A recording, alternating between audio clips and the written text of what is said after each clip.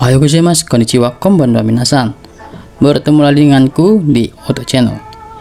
Di video kali ini, aku akan membahas salah satu kasus terbesar di Jepang, yaitu kasus perampokan sebesar 300 juta yen yang dialami oleh Shintaku Ginko atau Bank Shintaku pada tanggal 19 Desember 1968. Lebih sangarnya lagi, perampokan ini hanya dilakukan oleh satu orang, dan sampai sekarang belum diketahui siapa pelakunya.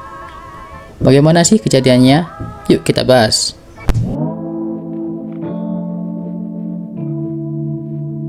Jadi, beberapa bulan sebelum perampokan terjadi, sang manajer Bank Shintaku, cabang Kokubunji, seringkali menerima surat pemerasan beserta ancaman dari orang yang tidak dikenal. Di dalam surat tersebut berisi permintaan uang sebesar 300 juta yen. Jika tidak dikabulkan, rumah sang manajer cabang akan diledakkan dengan dinamit. Karena seringnya menerima surat tersebut, sang manajer cabang akhirnya melapor ke polisi. Polisi pun bertindak cepat. Mereka langsung melakukan pengawasan dan penjagaan secara ketat pada rumah sang manajer cabang, dan memberi pesan bahwa hal ini tidak boleh diceritakan kepada siapa-siapa, karena ada kemungkinan pelaku adalah orang terdekat sang manajer cabang. Sayangnya, pesan tersebut malah diabaikan olehnya, dan dia menceritakan hal itu kepada beberapa orang terdekatnya.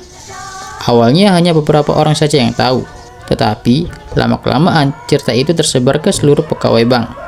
Kemudian, di tanggal 10 Desember 1968, Bank Shintaku cabang Kokubunji akan melakukan jadwal rutin, yaitu mengirimkan uang ke perusahaan Toshiba sebesar 300 juta yen.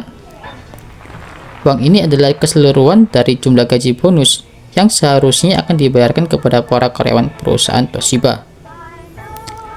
Sang manajer cabang menugaskan 4 orang karyawannya untuk melakukan pengiriman rutin tersebut dengan menggunakan sebuah mobil. Saat perjalanan menuju perusahaan Toshiba, mobil yang dikendarai keempat karyawan tersebut mendadak diberhentikan dan disuruh menepi oleh seorang polisi yang mengendarai sepeda motor tepat di depan penjara kota Fuju. Keempat karyawan tersebut tampak kebingungan dan akhirnya menuruti apa yang diucapkan oleh polisi tersebut. Si polisi tampak panik dan memberi kabar kepada keempat karyawan tersebut bahwa rumah sang manajer cabang telah meledak dan ada korban jiwa, bahkan ada yang sampai kehilangan nyawa. Tidak hanya itu, sang polisi juga memberitahu kepada mereka bahwa pelaku juga mengancam akan meledakkan kantor Bank Shintaku cabang Kokubunji, dan memberitahu kepada mereka bahwa mobil yang mereka kendarai tersebut kemungkinan sudah terpasang peledak. Mereka yang sebelumnya tahu ancaman yang dialami manajer cabang tampak terkejut dan mengikuti instruksi polisi untuk keluar dari mobil agar dilakukan pengecekan. Saat melakukan pengecekan, di bawah mobil terdapat asap yang keluar. Si polisi mendadak berdiri dan mundur, lalu menyuruh mereka untuk menjauh karena di mobil yang mereka kendarai terdapat sebuah peledak. Para karyawan yang ketakutan langsung berlari dan berlindung di balik tembok penjara. 1-3 menit mereka menunggu, tidak ada suara ledakan sama sekali. Karena penasaran, akhirnya salah satu dari mereka memberanikan diri mengintip dari balik tembok. Ternyata polisi dan mobil yang mereka kendarai sudah tidak ada. Awalnya mereka berpikir positif bahwa polisi tadi sedang mengamankan mobil ke tempat yang aman. Kemudian mereka menghubungi kantor, dan yang menjawab panggilan mereka adalah sang manajer cabang. Ternyata sang manajer cabang selama ini baik-baik saja, dan di rumahnya tidak terjadi ledakan. Akhirnya, sang manajer melaporkan kejadian tersebut ke kantor polisi. Dan ternyata, polisi yang menghadang karyawan mereka adalah polisi gadungan yang berhasil membawa uang 300 juta yen.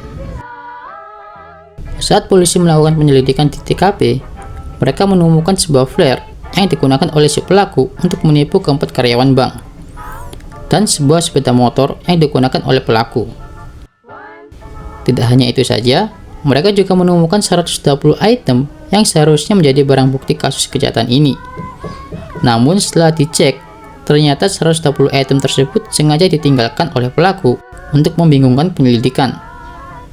Setelah 7 tahun, penyelidikan berlalu tanpa penangkapan dan jawaban atas berbagai pertanyaan.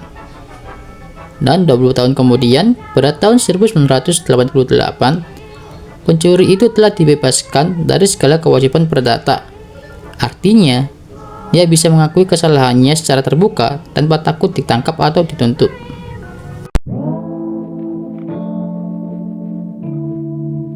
Terima kasih telah menonton video ini. Surya, mata nih.